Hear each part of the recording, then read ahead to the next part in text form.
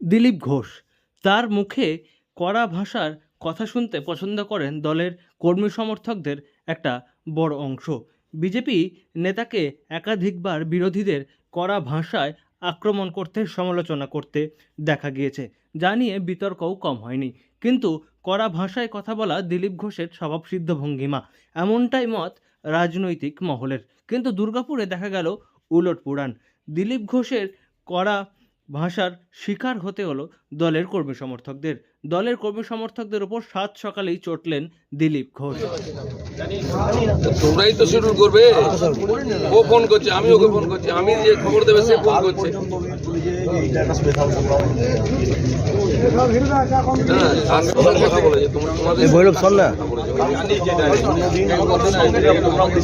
হতে পারে না, তোমাকে জানিয়ে দেবে। তোরা কি জানো এখানকার?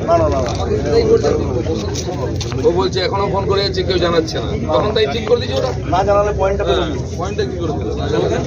কেউ তো জানিস এইটা বলে এইসব বললে মিসগাইড করলে খুব বাজে। আমার তো মানে জীবন অন্য জায়গায় ছিল।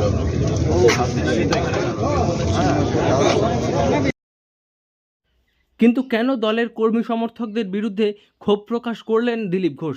কেন তার মাথা গরম হলো সাত সকালেই? প্রসঙ্গত এদিন দিলীপ ঘোষের প্রচারের শিডিউল ছিল দুর্গাপুর সগরভাঙ্গা এলাকায়। সেখানেই প্রাতঃভ্রমণ এবং চা চক্রে যোগ দিয়েছিলেন তিনি, এবং একই জায়গায় বারবার প্রচার করতে আসার জন্যই ক্ষোভ প্রকাশ করেছেন দিলীপ ঘোষ।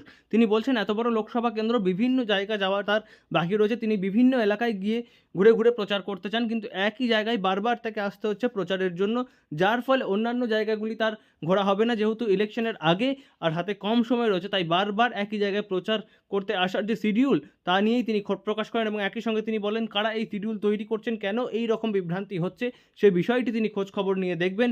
এবং দিলীপ ঘোষের ক্ষোভের মুখেই পড়তে হয় দলের কর্মী সমর্থক। হবে এই জন্য যে একই জায়গায় বারবার প্রোগ্রাম করছে, সেই জন্য সময় কম আছে। তো ম্যাক্সিমাম জায়গা আমি কভার করতে চাইছি, দেখলাম যে একই জায়গায় নিয়ে, সেখানে আমি ঘুরে গেছি। ওদের মাথা চলছে না, প্রেশার নিতে পারছে না। নয় কে করছে বুঝতে পারছি না, আজকে ওটা আমি ক্যারি করছি।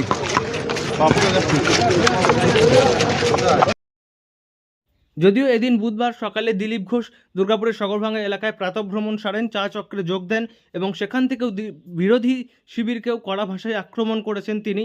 তবে একই জায়গায় প্রচারের শিডিউল রাখায় দিলীপ ঘোষ দলীয় কর্মীদের উপরেও মেজাজ হারিয়েছিলেন এবং তিনি মন্তব্য করেছেন যে এত চাপে দলের কর্মী সমর্থকরা আর প্রেশার নিতে পারছেন না, তাই হয়তো এমনটা হচ্ছে। দুর্গাপুর থেকে নয়ন ঘোষের রিপোর্ট, লোকাল 18 বাংলা।